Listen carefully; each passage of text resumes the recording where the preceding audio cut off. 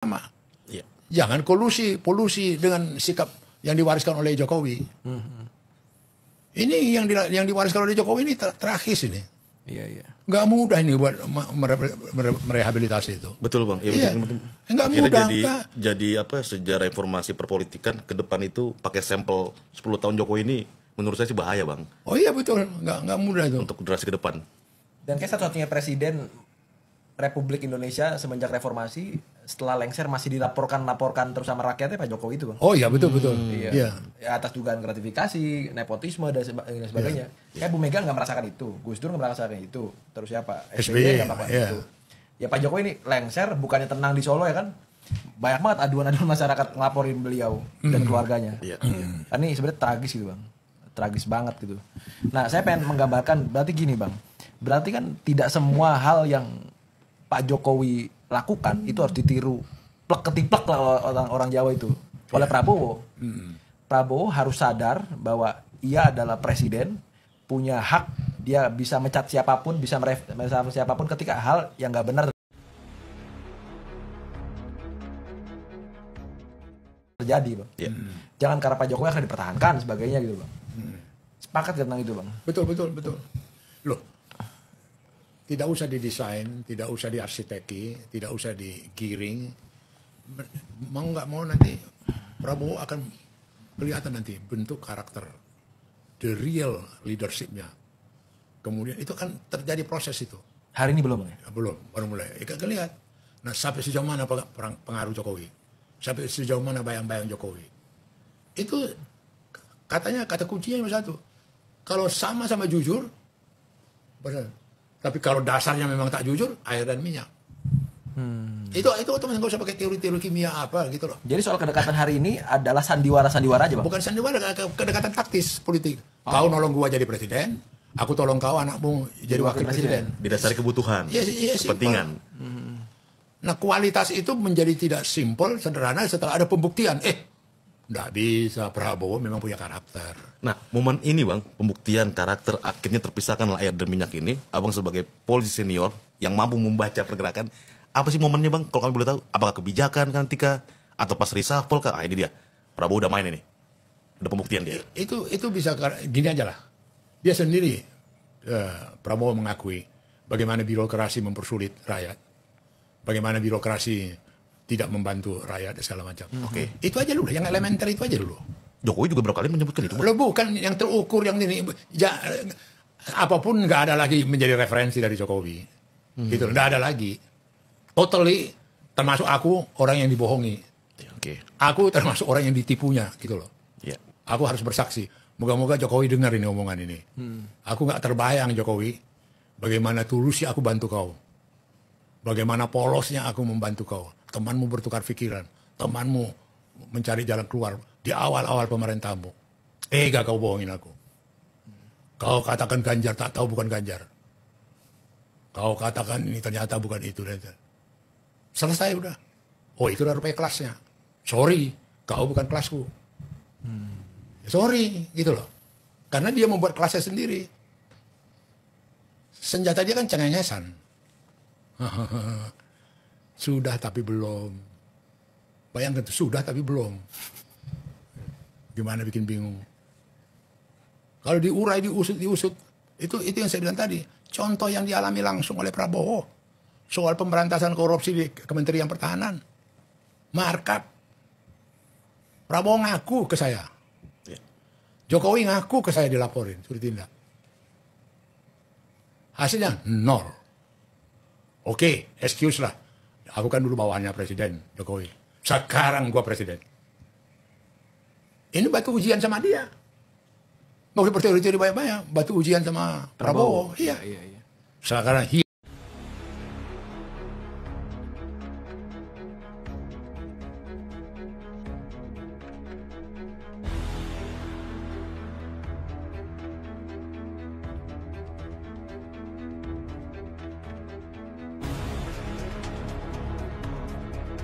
uangnya diambil. Ini kan fakta. Seorang presiden mengatakan itu di depan kita. Dulu dia bilang, Belanda hanya 62 tahun menjajah kita. Belanda punya uang 66.000 triliun. Ada penelitiannya. Ya saya hanya menyadur aja. Ya 66.000 triliun. Sekarang kita tanya, itu 62 tahun ya Belanda diukur 1878 sampai 1942, 62 tahun diukur. Kaya raya Belanda. Bahkan Belanda itu bisa membangun Amsterdam, Rotterdam, biaya perang itu dari uang kita. Ya sumber daya alam kita. Sekarang pertanyaannya kepada Pak Prabowo aja kita bilang. Atau kepada Pak Jokowi, atau kepada Pak SBY, terserah. Kita merdeka berapa tahun Pak? 79 tahun. Berapa uang kita Pak? PDB kita pun kecil, APBN kita hanya 3.600 triliun. Belanda dapat uang 66.000 triliun. Sekarang pertanyaannya, kemana uangnya Pak?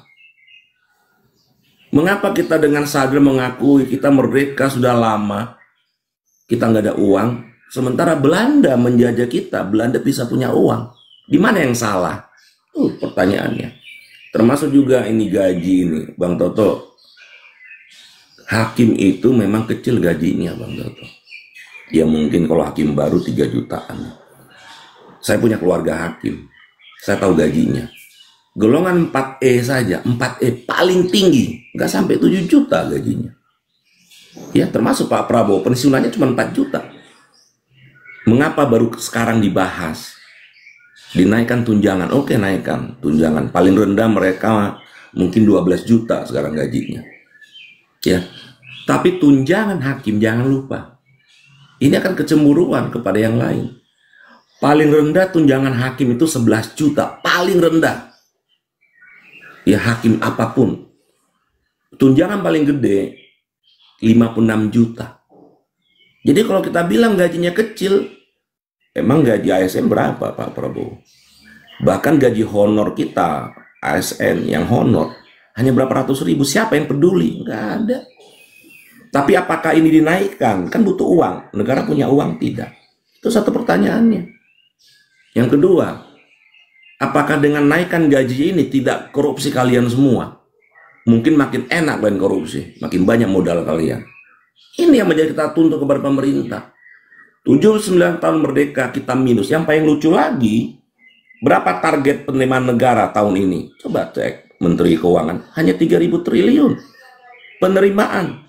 Sementara pengeluaran kita 3.600, kita udah defisit, perencanaannya defisit, nggak masuk akal. Saya pikir ekonomi ini akan berbahaya ya, apalagi sekarang ada stimulus. Ya stimulus. Beras lah, kan dibagi beras, BLT. Inilah namanya fakir miskin, dipelihara negara. Iya, kita fakir miskin.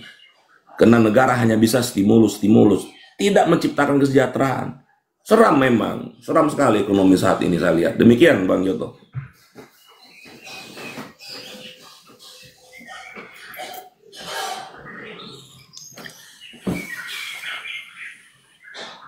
Mana ini Bang hostnya? Ini katanya hostnya Bang Kerasakti. Lanjut. Bu Omalina. Aku barusan nggak mendengarkan Parkun dulu ngobrol sama anak. Lanjut dulu deh siapa? Bang Suma. Oke, saya coba ya. Tadi juga saya dengar ya abang-abang semua yang bicara bagus-bagus semuanya. Tapi mungkin ini juga hanya mengulang ya, atau menambahi lah.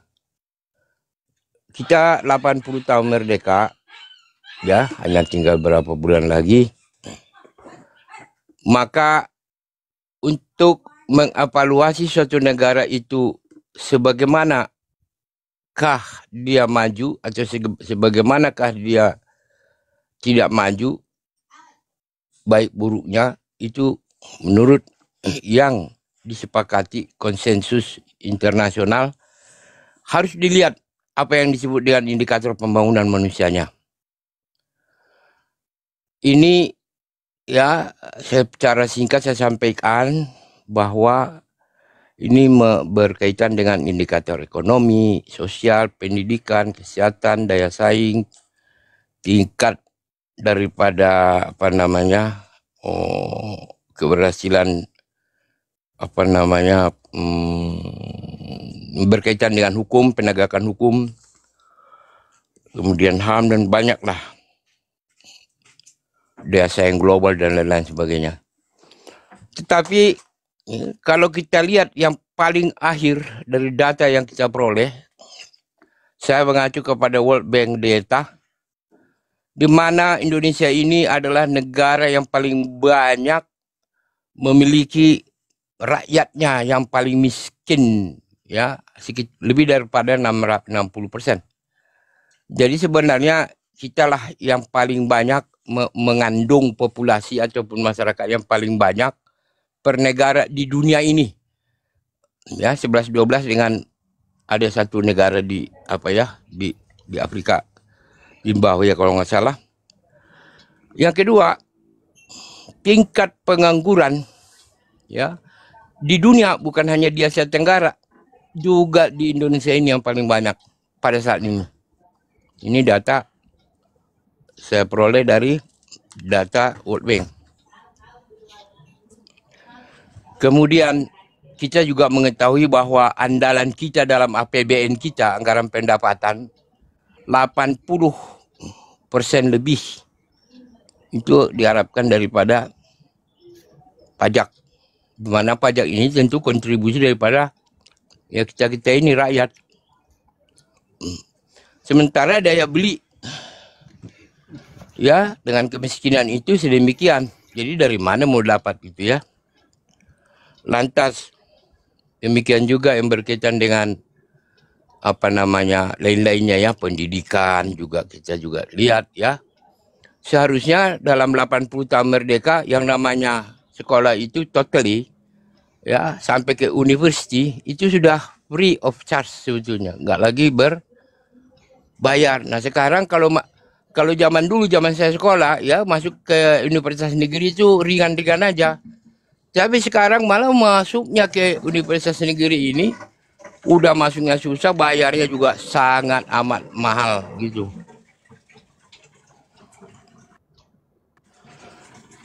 Jadi semuanya saya lihat juga yang berkaitan dengan politik.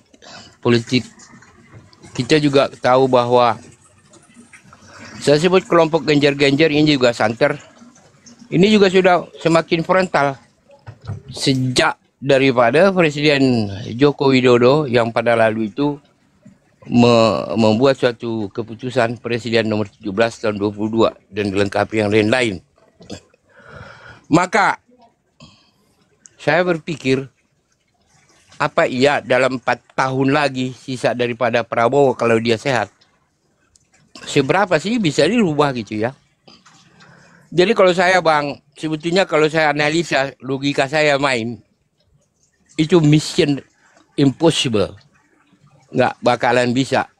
Bayangin 170 juta orang ya dengan daya belinya sekian. Itu tadi dibilang miskin ya, penghasilannya di bawah 100 ribu loh per hari. Saya sering ke daerah, ya saya di Jakarta tapi sering saya ke daerah karena ada kebun. Ya. Di sana di daerah juga banyak itu daerah-daerah tertentu, malah dia dapat sehari cuma 30 ribu. Nah oleh karena itu saya sebetulnya sangat pesimis. Terus saya ingat apa kata Pak Prabowo pernah ya, memang dia mengadop dari hasil penelitian dari pengamat dari luar bahwa Indonesia ini akan bubar pada tahun 2030. Ini juga diperkuat oleh si emput Profesor Mahfud ya. Saya sepertinya percaya suka begitu ya. Namun sebagai saya orang beragama tentu nggak boleh putus asa ya. Saya selalu berdoa. Mudah-mudahan, karena saya pikir yang paling menentukan satu di sini adalah presiden. Ya, presiden ini sangat menentukan, apalagi sistem kita ini adalah presidentil. Saya berdoa mudah-mudahan apa yang diucapkannya ya, dia akan mengejar daripada koruptor ini sampai ke Antartik, sampai ke gurun pasir. Sementara kita dengar dari OCCRP, yang paling terkorup di dunia ini adalah Joko Widodo, yang adalah presiden nomor 7 yang kemarin. Mana itu ditangkap? Kan kelihatan. Itu pandangan saya abang-abang, silakan kalau mau membantah. Tapi saya ada rasa mission impossible, pesimis gitu bahasa ini ya. Namun demikian ya tetap saya berdoa semoga pesimistik saya tadi bisa berubah menjadi optimistik itu. Thank you. Salah Bang Kusumo. Kalau Pak Jokowi itu korupsi yang nomor 1 sedunia. Presiden Megawati dari SBY itu termasuk presiden yang oke. Ketawain aja Bang Suma. Bisa Si jadi ya. Ragil, si Ragil Ya, ini ya. ketawain aja. Iya, benar. Dia lagi kerja. Iya. Yo ibu, ayo dilanjut Bu, aku tak. Bang Rondang, kemana nih Bang hostnya? Bang Rondang, Oh, ini ada Bang Rondang nih. siang. Ya. Saya berterima kasih kepada saudara Tony dan kepada saudara Suma ya. Berarti Iya, Bang. benar-benar membaca tren ekonomi kita. Apalagi Tony itu telah menyatakan bahwa defisit Indonesia itu 600 triliun. Gimana itu ya? Oh, Tapi naik lagi Bang Rondang. defisit 600 Bang Rondang. triliun sekarang. Subhanallah. itu 600 triliun. Jadi artinya apa? Defisit Benar yang dikatakan 600. Ya. Suma dan Tony benar. Ya. Artinya apa? Kajian-kajian ekonomi di Indonesia kan sudah berkali-kali berteriak-teriak saya bahwa diferensiasi antara yang miskin dan kaya udah baik. Ya. Tapi saya ditendang teman, saya dikatakan kucluk katanya. Oh, enggak Bang, saya justru ngambil apa itu dari Abang Bang saya. Baru saya cek di Iya, data dan korek. ada yang begitu. Nah, apa yang saya katakan? Saya katakan waktu itu kalau kita mencermati, saya bukan membaca TV ya. Saya membaca ekonomi dari bahasa Inggris yang datang dari BBC London dan IMF sendiri ya. Saya katakan itu benar dengan Tony itu benar Bang Suma itu. Sekarang kita mau kemana? Kalau begini, daya beli nggak ada. Tapi kehancurannya 10 tahun ini. Kita coba tengoklah. Ketika Pak Harto ya memberikan yang terbaik bagi kita kok. Karena ada satu orang yang gila-gilaan nggak mau bertanggung jawab itu. Kita tahulah Amin Rais itu kan satu-satunya dia paling mencoba merebut kekuasaan. Ya sepertinya Bang ya. Masuk ke Habibie bagus kok.